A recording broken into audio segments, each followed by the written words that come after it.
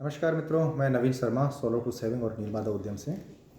जैसा कि हम लोग सोलर के क्या बेनिफिट्स हैं इस पर चर्चा कर रहे हैं और इस सीरीज़ में आज एक बहुत ही महत्वपूर्ण विषय रहेगा और उस विषय का नाम है कि सोलर सिस्टम का सिलेक्शन क्राइटेरिया क्या रहे या किस आधार पर सोलर सिस्टम लगाया जाना चाहिए।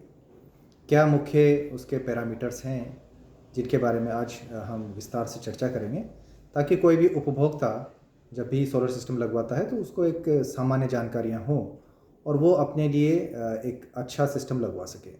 क्योंकि इस सिस्टम की उम्र 25 से 30 साल है, तो ये एक लॉन्ग टर्म इन्वेस्टमेंट भी है और एक ठीक सिस्टम आपको ठीक जनरेशन भी देगा और आपको एक सुकून की ज़िंदगी भी देगा। तो सामान्यतया दो पैरामीटर्स होते हैं जिनके बेसिस पर सिलेक्शन किया जाता है। एक होता है फाइनेंशियल, यानी कि कोटेशंस आई, 5 कोटेशंस आई और जो सबसे सस्ती है उसको आपने ऑर्डर दे दिया। ये हो गया फाइनेंशियल डिसीजन मेकिंग, कि सबसे सस्ता ही सबसे अच्छा।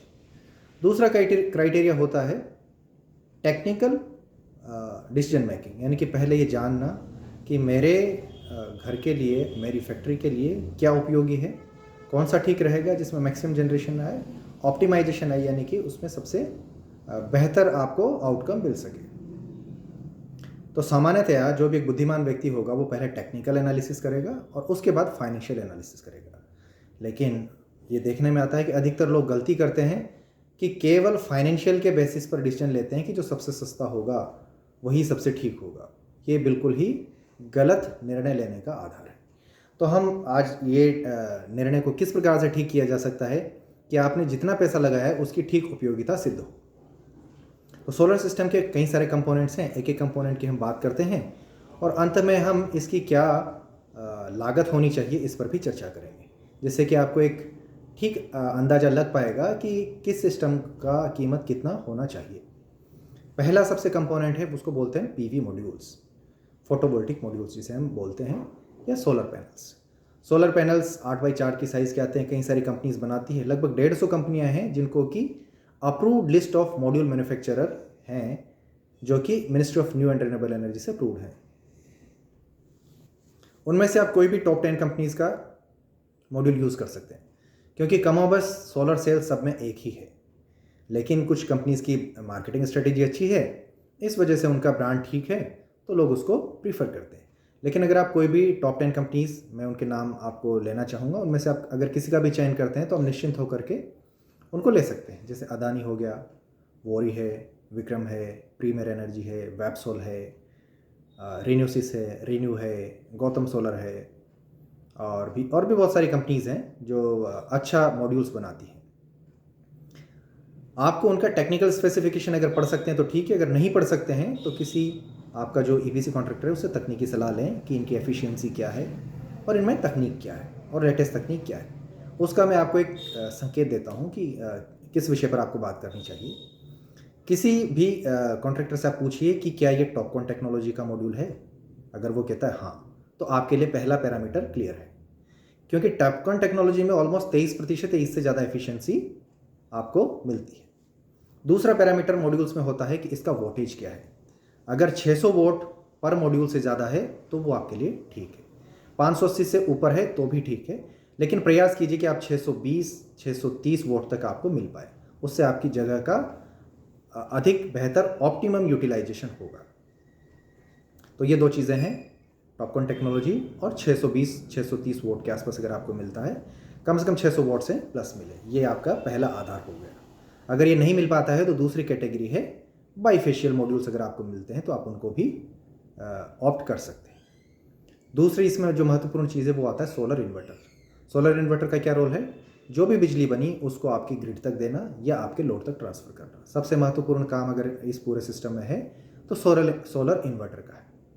तो आप प्रयास कीजिए कि ऐसी कंपनीज़ का सोलर इन्वर्टर यूज़ किया जाए जो अधिकतम वारंटी देती हो, जिनकी आफ्टर सेल सर्विसेज ठीक हो और जिनके कस्टमर केयर पर अगर आप फ़ोन करें तो वो आपको एंटरटेन कर सके, जिनका ज़रूरत पड़ने पर वो आपके इन्वर्टर को रिप्लेस कर सकें अगर कोई टेक्निकल इशू आता है तो। कुछ एक 5-7 नाम मेरे ध्यान में हैं, उनमें से आप एक ले सकते हैं। इसके अलावा भी कई सारे नई कंपनीज आती हैं, उनके भी ठीक हो सकते हैं। जैसे कुछ एक नाम है, हेवल्स आप ले सकते हैं, लुमिनस आप ले सकते हैं, के सोलर अच्छा है, सनग्रो, ग्रोवोट, ऐसे कई सारी कंपनीज है जिनको कि आप ऑप्ट कर सकते हैं। डेबी एक अच्छी कंपनी है। तो इनमें से आप किसी भी कंपनी का सोलर इन्वर्टर अपने घर के लिए या अपनी इंडस्ट्री के लिए उपयोग में ले सकते हैं। वारंटी मैक्सिमम मिले इसका प्रयास कीजिए। इन्वर्टर्स वारंटी के हिसाब से ही उनकी कीमत भी होगी। जिन इन्वर्टर्स की ज़्यादा कीमत होगी उनकी आफ्टर सेल सर्विस भी अच्छी होगी। जो इन्वर्टर्स सस्ते होंगे उनमें थोड़ी सी आफ्टर सेल सर्विस ऑनलाइन मिलने की संभावना, ऑफलाइन का स्कोप कम रहता है। तो आप इन दोनों पैरामीटर्स के बेसिस पे ये सिलेक्शन कर सकते हैं। तीसरी चीज़ है स्ट्रक्चर, जिस पर कि ये पूरी मॉड्यूल या पूरा सिस्टम लाई करता है, जिस पर कि रहता है। इसका एक मजबूत और लंबे समय तक टिकने वाला होना बहुत ज़रूरी है। उसके लिए पहली कैटेगरी का जो मटेरियल होता है उसको बोलते हैं हॉट डिप गैल्वेनाइज्ड, यानी कि जो स्टील स्ट्रक्चर होती है उस पर जिंक की कोटिंग होती है, जिससे कि उसकी उम्र बढ़ जाती है कई सालों तक और जंग से आपको वो स्ट्रक्चर बचा पाती है। ये पहली कैटेगरी का मटेरियल है। अगर आपको ये उपलब्ध नहीं है तो आप PGI यानी कि सिमिलर मटेरियल होता है, उस पर मैन्युफैक्चरिंग जो मिल्स होती हैं उन पर ही जिंक की कोटिंग करके और पाइप की फॉर्म में या शीट की फॉर्म में भेजा जा सकता है। वो भी एक अच्छा विकल्प है। उस पर जिंक कोटिंग थोड़ी सी कम होती है। हॉट डिप गैल्वेनाइज पे 80 माइक्रोन होती है, इस पर 40 माइक्रोन के आसपास होती है। अगर ये भी विकल्प आपको नहीं मिलता है तो आप कहीं पर भी जो अपना EPC कॉन्ट्रैक्टर उससे कह सकते हैं कि आप PGI की जो शीट है उसका C चैनल बना करके स्ट्रक्चर मेरे को लगाइए। तो ये तीनों ऑप्शन योग्यता के आधार पर, मेरिट के आधार पर मैंने आपको डिफाइन किए हैं।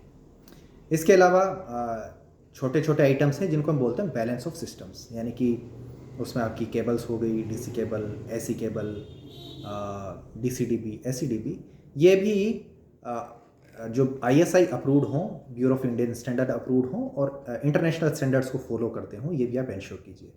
तो टॉप 5-10 ब्रांड्स में से आप इनमें से भी कोई ले सकते हैं। EPC कॉन्ट्रैक्टर्स भी जो अच्छे कॉन्ट्रैक्टर्स हैं वो सामान्यतः टॉप ब्रांड्स के ही लगाते हैं, क्योंकि उनको भी अपने नाम और साख की चिंता रहती है। तो आप जो अच्छे लोग हैं, जिन पर आप भरोसा करते हैं, जिनका ठीक अनुभव है, जिनको तकनीकी जानकारी अच्छी है और जो MNRE अप्रूव्ड हैं, ऐसे लोगों को ही आप अप्रोच कीजिएगा। किसी भी अनजान व्यक्ति को अप्रोच मत कीजिए या जिसको कि ठीक अनुभव है। तो ये हो गया हमारा सोलर सिस्टम के मुख्य पैरामीटर्स। इसके बाद आता है हमारा फाइनेंशियल्स। अगर ये सब चीज़ें ठीक है, ये सब चीज़ों में कोई व्यक्ति आपको संतुष्ट कर पा रहा है, तो उसके बाद आप फाइनेंशियल डिसीजन मेकिंग कीजिए। फाइनेंशियल डिसीजन मेकिंग किस प्रकार से हो सकती है, इसको मैं 3 कैटेगरी में डिफाइन करता हूँ। एक हो गए छोटे सोलर सिस्टम जो कि 5 किलोवाट तक हैं। 5 किलोवाट से लेकर के और 15 किलोवाट तक मैं कहूँगा कि मध्यम सोलर सिस्टम यानी कि मीडियम, और 15 किलोवाट से ऊपर के थोड़े बड़े सोलर सिस्टम मान सकते हैं रेजिडेंशियल में, और 50 किलोवाट से ऊपर के कमर्शियल और इंडस्ट्रियल की कैटेगरी में हम डाल सकते हैं। तो 5 किलोवाट तक का मैं आपको अंदाज़ा देता हूँ कि 5 किलोवाट का सोलर सिस्टम लगभग 3 लाख रुपए का आपको मिलना चाहिए, जिसमें आपको स्टेट गवर्नमेंट की और सेंट्रल गवर्नमेंट की सब्सिडी भी मिल जाएगी। मैं उदाहरण आपको दिल्ली का देता हूँ कि अगर आपने 3 लाख रुपए में 5 किलोवाट सोलर सिस्टम लगाया तो आपको 1,08,000 रुपये की सब्सिडी मिलेगी। ऐसा का ऐसा ही उत्तर प्रदेश में है, हरियाणा में 78,000 रुपये की सब्सिडी है, और राजस्थान में 78,000 प्लस 17,000 रुपये की सब्सिडी आपको मिल सकती है, यानी 95,000 रुपये तक की आपको राजस्थान में सब्सिडी मिल सकती है। 5 किलोवाट तक आप सब्सिडी वाले सोलर सिस्टम्स लगवा सकते हैं। इससे ऊपर ये आपके लिए फ़ायदे का सौदा नहीं रहेंगे। उसके बाद आप बिना सब्सिडी वाले, यानी कि जिसे बोलते हैं नॉन DCR, वो लगवाना ठीक रहेगा। एक एग्जाम्पल से समझने का प्रयास करते हैं। मान लीजिए 10 किलोवाट का आपका सोलर सिस्टम आपको अपने घर पर लगवाना है, तो वो आपको 4.25 लाख रुपए से 4.5 लाख रुपए के बीच में आपकी उसकी लागत आनी चाहिए। अगर आप मीडियम कैटेगरी का इन्वर्टर्स वगैरह लगा रहे हैं तो वो आपको 4.25 लाख रुपए मिल जाएगा। लेकिन अगर आप थोड़े से महंगे और जिनके आफ्टर सेल सर्विस ठीक है, ऐसे इन्वर्टर्स को आप लगा रहे हैं तो 4.5 लाख रुपए तक आपको जाएगा। एक अच्छी क्वालिटी का काम आपको 4.5 लाख रुपए में मिलना चाहिए, और एक मध्यम क्वालिटी का आपको 4.25 लाख रुपए तक मिल जाएगा। तो ये एक औसत आपको मैं इसका लागत का अंदाज़ा देता हूँ। यही अगर आप 20 किलोवाट पर जाएंगे, जैसे जैसे आपका सिस्टम का साइज़ बढ़ता है वैसे वैसे आपकी लागत कम होती है। ये एक सामान्य इकोनॉमिक्स का प्रिंसिपल है, इसे बोलते हैं इकोनॉमी ऑफ स्केल। 10 किलोवाट का 4.5 लाख रुपए का है, लेकिन 20 किलोवाट का अगर हम देखें तो अगर प्रोपोर्शनेट देखें तो 9 लाख रुपए का होना चाहिए, लेकिन वो 9 लाख का नहीं होगा, वो आपका 7.5 से 8 लाख रुपए का ही पड़ेगा। तो अच्छा सिस्टम आपका 20 किलोवाट का 7.5 से 8 लाख रुपए में आपको मिल जाएगा, जिसमें कि आपको अच्छा इन्वर्टर, अच्छे मॉड्यूल्स आपको मिल जाएंगे। मॉड्यूल्स के मैं आपको नाम बता चुका हूँ। मॉड्यूल्स में आप उनमें से किसी को भी ऑप्ट कर सकते हैं, और इस प्रकार से अच्छा सिस्टम डिज़ाइन कर सकते हैं, टेक्निकली भी और कमर्शियली भी। तो मेरा प्रयास रहेगा कि ये सभी लोग एक अच्छा सोलर सिस्टम डिज़ाइन करें ताकि उनको ऑप्टिमम जनरेशन रहे। एक और महत्वपूर्ण विषय इसमें ध्यान मेरे आ रहा है, वो है टिल्ट एंगल का। प्रयास कीजिए कि जो ऑप्टिमम टिल्ट एंगल है आपकी लोकेशन लैटिट्यूड के हिसाब से, उस पर ही आपका स्ट्रक्चर डिज़ाइन हो। सामान्यतः उत्तर और मध्यम भारत के जो राज्य हैं वहाँ पर 20 से 25 डिग्री का टिल्ट एंगल होता है। तो आप अपने जो भी कॉन्ट्रैक्टर है उससे कह सकते हैं कि आप क्या इसके हिसाब से डिज़ाइन कर सकते हैं। वैसे जो नई तकनीक के मॉड्यूल्स आ रहे हैं वो इसको मिनिमाइज़ करने का प्रयास कर रहे हैं कि किसी भी एंगल पे आप 10-12 डिग्री पर लगाते हैं तो भी कम प्रभाव पड़े। लेकिन अगर आपके पास संभावना है कि आप 22-25 डिग्री का जो भी आपकी लैटिट्यूड पर टिल्ट एंगल है वैसा लगवा सकते हैं तो वो उत्तम होगा। इस पर भी आप अपने ईपीसी कॉन्ट्रैक्टर से चर्चा कर सकते हैं। तो इन सब महत्वपूर्ण विषयों के आधार पर ही आप निर्णय लीजिएगा। 70% निर्णय आप तकनीकी आधार पर लीजिएगा और 5-10 हज़ार रुपये या के आधार पर आप कभी निर्णय मत लीजिएगा। एक अच्छा कॉन्ट्रैक्टर हमेशा थोड़ा महंगा होगा और एक कम सस्ता कॉन्ट्रैक्टर, क्योंकि उसे सिर्फ कॉन्ट्रैक्ट चाहिए, वो आपका कॉन्ट्रैक्ट तो ले लेगा लेकिन बाद में आपके लिए समस्याएं खड़ी करेगा और आफ्टर सेल्स में आपको उससे कोई सपोर्ट नहीं मिल पाएगा। तो इन सब पैरामीटर्स के बेसिस पर आप निर्णय लीजिएगा। इसके अलावा भी अगर आपको किसी भी प्रकार की तकनीकी या फाइनेंशियल जानकारी चाहिए तो आप मेरे चैनल पर सब्सक्राइब कर सकते हैं, मैसेज कर सकते हैं। मैं प्रयास करूंगा कि कुछ महत्वपूर्ण प्रश्नों का उत्तर दूं जो सबके लिए उपयोगी होगा। हम इन्हीं चर्चाओं को आगे बढ़ाते रहेंगे और चाहेंगे कि पूरा देश सोलराइज हो और हम आत्मनिर्भर भारत बन पाएँ। इसी अभियान में आप सबके साथ की अभिलाषा के साथ मैं नवीन शर्मा आज के एपिसोड को समाप्त करता हूँ। Thank you.